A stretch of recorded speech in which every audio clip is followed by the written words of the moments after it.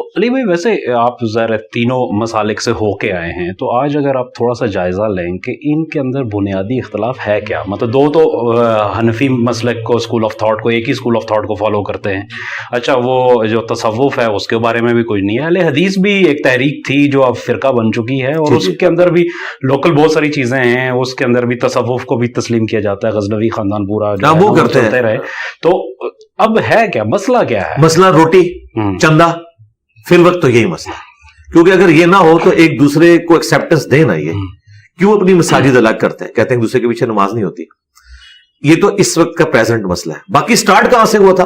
ظاہر سٹارٹ ہوا ہے پرانے بزرگوں سے، جن کے لیے میں کہتا ہوں کہ کام انہوں نے ڈالا، یعنی انہوں نے ڈیویشن کی، ضد پہ، ہٹ درمی میں، بعض اوقات بات سمجھ نہیں آئی، اور شروع میں شاید ان کا اختلاف فروئی نوعیت کا تھا، پھر ماننے والے اس کو بڑھا کے لے گئے، اور اس میں جو سب سے بڑا کردار ادا کیا نا جی، وہ ہماری جو حکومتیں تھیں نا مسلمانوں کی، مثلا سلطنت عثمانیہ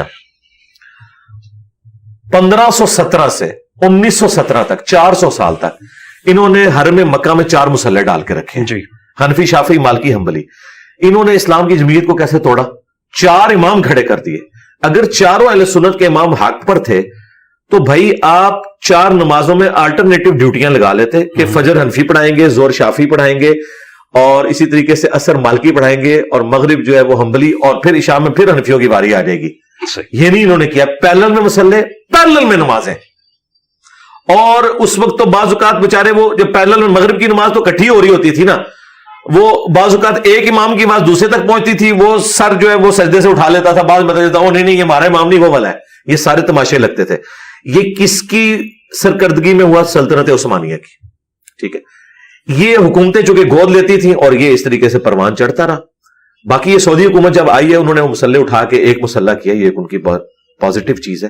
پھر انہوں نے یہ ٹالرنس کم از کم دی ہے کہ آپ کو سعودی عرب میں کوئی بندہ یہ نہیں کہتا آپ ہاتھ چھوڑ کے نماز کیوں پڑھ رہے ہیں، ہاتھ باندھ کے کیوں پڑھ رہے ہیں، آپ اس طریقے سے کیوں پڑھ رہے ہیں۔ البتہ وہ اپنا تبلیغ والا معاملہ کرتے ہیں، کسی کے ساتھ زبردستی والا معاملہ نہیں کرتے۔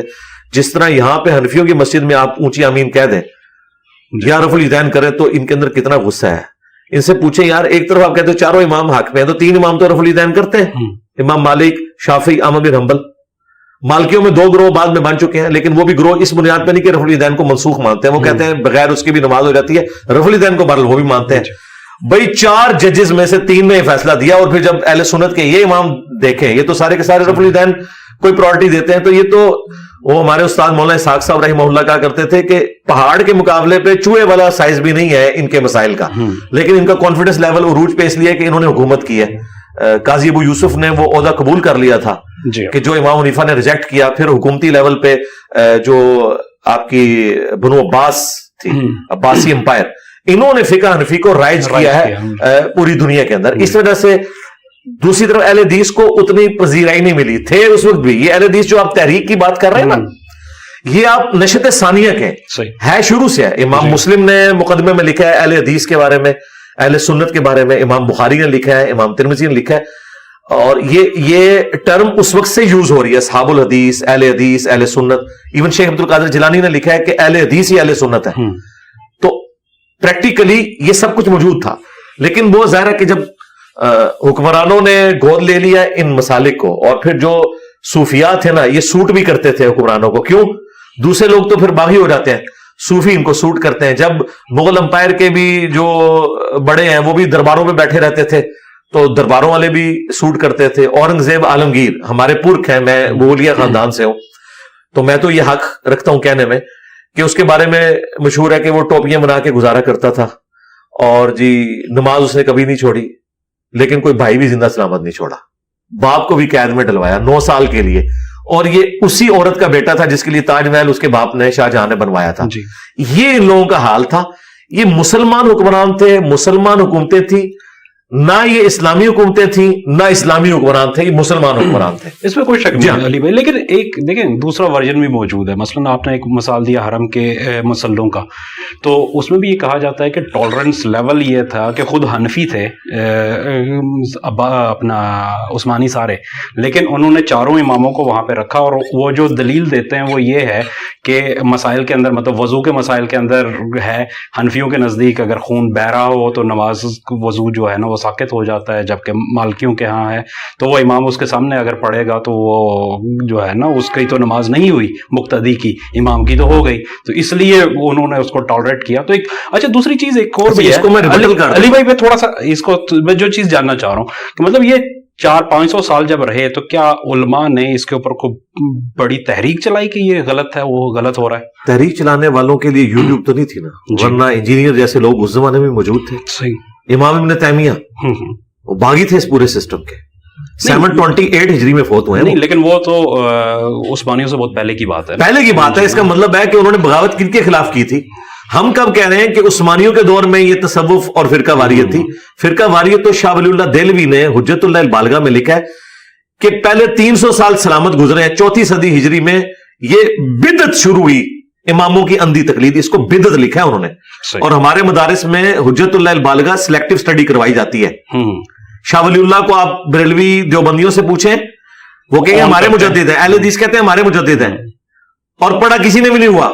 पढ़ के देखें तो आपको पता चलेगा उन्होंने किसी को नहीं छोड़ा। उन्हें अंदाजा हो गया था कि ये सारे के सारे, उन्होंने पता क्या लिखा है उसमें, उन्होंने कहा कि अब वक्त आ गया कि हमारे पास अहादीस की किताबें एक जगह मौजूद है, हमें उन अहादीस की किताबों की रोशनी में एक नई फिक्र मुरतब करनी चाहिए, जिसमें जिस इमाम का जो मसला कुरान और सुन्नत के खिलाफ है, अपने लिमिटेड नॉलेज की वजह से कि उस तक हदीस नहीं पहुंची थी, वो हम रिजेक्ट करके एक नई फिक्र मुरतब करें कुरान और सुन्नत की बुनियाद के ऊपर, और वो लोगों में हम प्रेजेंट करें। और वो काम वो तो नहीं कर सके, मैंने कर दिया अल्लाह के फजल से। हम कहते हैं कि छोड़ें ये खून को वुजू निकलने का मसला। आप बताएं हदीसें क्या कहती हैं? हदीस तो यही बताती है कि खून निकलने से वुजू नहीं टूटता। सही। इस मसले में इमाम शाफी हक पर है, और इस मसले में कि बीवी को हाथ लगाने से वुजू नहीं टूटता, इमाम शाफी गलत है, इमाम हनीफा दुरुस्त है। और इन दोनों की हम दलाइल बुखारी मुस्लिम से पेश करेंगे। ठीक है, बुखारी मुस्लिम तो किसी के वो आप समझ लें ले पालक तो नहीं थे, ना वो किसी के बेनिफिशरी थे, उन्होंने अहादीस जमा किए हैं, हमारे सामने मौजूद है। तो ये जो आप कह रहे हैं ना कि उस वक्त मुखालफत करते थे, लेकिन उस वक्त इस तरह के लोगों को हुक्मरान गायब करवा देते थे, और ये इतने आसानी से कहना कि जी बड़ा नेकी का काम किया। तो मुझे ये बताइए, दुनिया में 15 से 20% तो शिया भी थे, क्या वो मुसलमानों का एक ग्रोह नहीं? एक मुसल्ला उनका क्यों नहीं उन्होंने डाला वहां? तो फिरका वारियत तो की सल्तनत उस्मानिया ने कि सुन्नियों के 4 फिरकों के मसले डाले, और वो भी सुन्नियों के 4 फिरकों के अहले हदीस उस वक्त भी मौजूद थे। मुफ्ती किफायतुल्लाह देहलवी जो देवबंद के पहले मुफ्ती आजम थे, उन्होंने खुद लिखा है कि शुरू से अहले सुन्नत के 5 मसलक रहे हैं, हनफी, शाफी, मालिकी, हम्बली और अहले हदीस। सही। और यही बात शाह वलीउल्लाह देहलवी ने भी लिखी हुज्जतुल्लाह अल बालिगा में। जब इनको पता था कि सुन्नियों के 5 मसलक हैं, फिर 4 मसले क्यों थे? सुन्नियों के तो 5 मसले होने चाहिए, और छठा शिया का होना चाहिए था। सही। और आज होता तो मैं अपना भी डिमांड करता कि भी तुहाडे फिरके तो ज्यादा साडे स्टूडेंट ने, ठीक है, और मैं ये कहता कि भाई एक ही मुसल्ला डालो और बारी बारी आप रख लो। और मैं आपको बताऊं, इनके लिए इतनी काफी, अल्लाह ने कितना इनका गुरूर तोड़ा है।